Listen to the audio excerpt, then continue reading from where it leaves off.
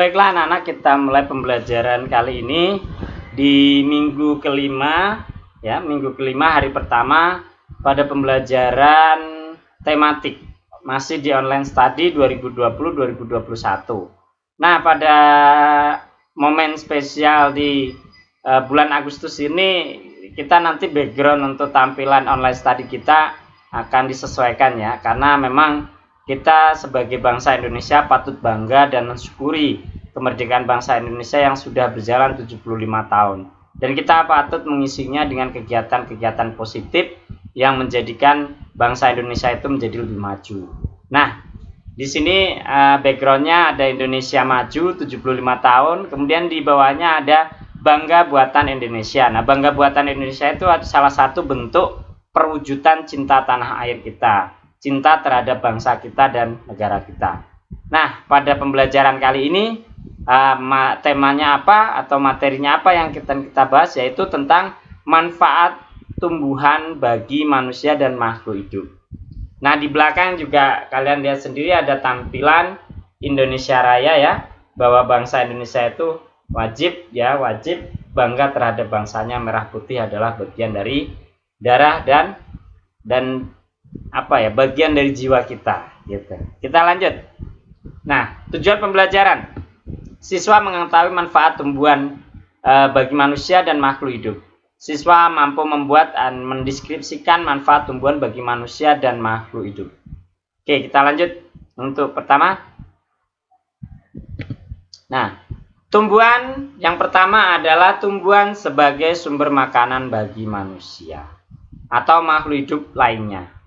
Nah, dimaksudkan di sini adalah segala sesuatu itu membutuhkan sumber makanan, baik manusia, makhluk hidup yang lainnya. Nah, makhluk hidup yang mampu membuat makanan itu secara utuh dan sempurna, bahkan dia bisa mencukupi kebutuhannya sendiri, bahkan membuat makanan untuk makhluk hidup yang lain adalah tumbuhan. Nah, tumbuhan itu menjadi salah satu sumber makanan bagi manusia dan makhluk hidup yang lain.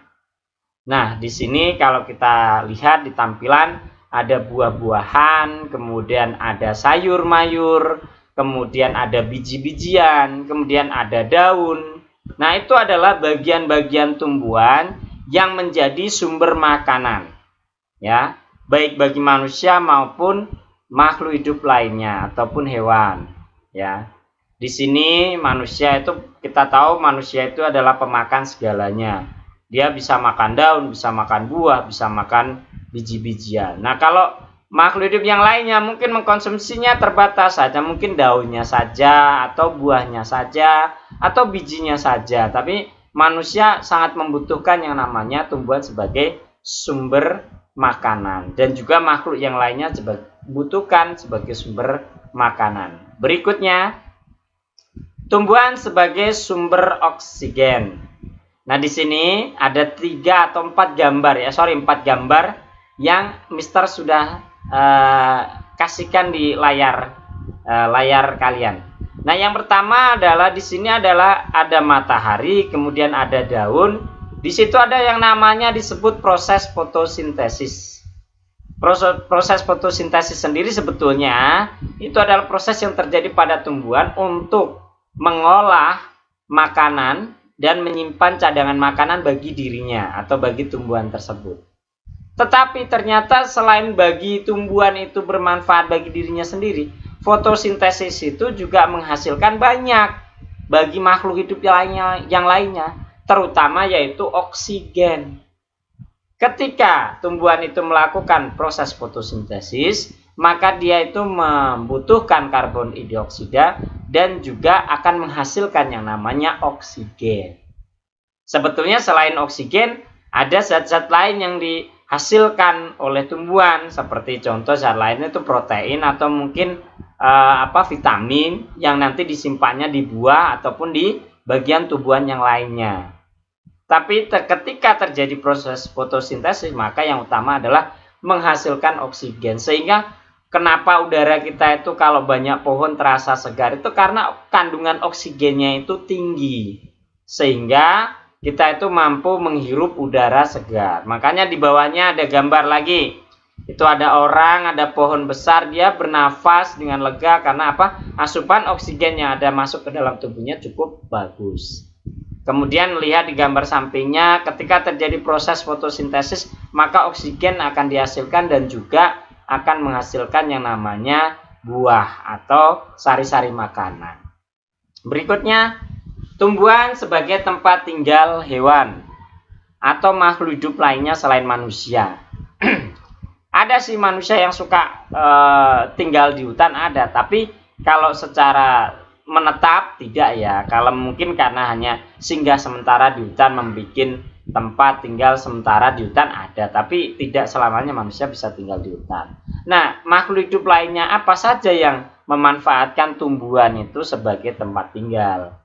Yang paling kita sering ketahui adalah burung. Burung jelas habitatnya itu berada di pepohonan atau di tumbuhan. Nah, dia tidak bisa tinggal di dekat-dekat kita karena memang tempatnya atau sarangnya itu berada di tumbuhan. Kemudian ada lagi orang hutan. Kemudian ada lagi ular yang memanfaatkan tumbuhan itu atau pohon itu menjadi tempat tinggalnya. Kemudian ada lagi serangga. Serangga banyak banget ya. Di sini Mister kasih contoh satu, yaitu semut merah. Nah, kita tahu bahwasanya tumbuhan itu selain menjadi sumber makanan, kemudian sumber oksigen, ternyata tumbuhan juga menjadi tempat tinggal bagi makhluk hidup lainnya. Membuat perlindungan, membuat makhluk hidup lainnya itu merasa terlindungi bila tinggal di tumbuhan atau di pohon. Contohnya seperti burung. Kalau dia tinggal di bawah, mungkin dia banyak pemangsanya, tapi kalau dia tinggal di atas pohon, maka pemangsanya sedikit, predatornya sedikit. Kemudian orang hutan, dia mencukupi makanannya daun-daunan, kemudian buah-buahan, maka dia mendekati atau tinggal di atas pohon. Ular juga, ular itu sebagian besar sih memang ada di tanah, tapi sebagian juga ada yang tinggalnya di atas pohon atau di tumbuhan. Nah, itu melakukan seperti di sini, dia melakukan adaptasi atau penyamaran. Yang daunnya warnanya hijau, maka dia badannya pun akan berwarna hijau. Tapi tempat tinggal dia memang di atas pohon, karena makanya dia beradaptasi dengan lingkungannya, yaitu merubah warnanya. Berikutnya yaitu semut. Jelas serangga ini banyak banget. Serangga itu yang tinggal di atas pohon itu banyak banget, dan itu menjadikan sumber makanan tersendiri bagi burung dan makhluk hidup lainnya.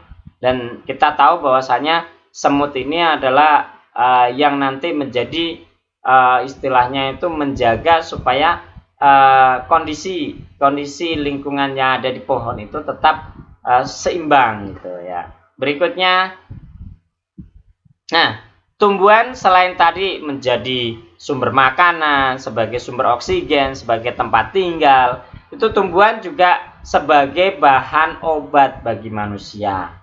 Nah, bahan obat manusia itu banyak banget. Tumbuhan itu ada daunnya dimanfaatkan untuk ramuan herbal seperti daun sirih, kemudian serai, kemudian jahe. Banyak sekali bagian tumbuhan, bisa daunnya, bisa batangnya, bisa akarnya, bisa buahnya.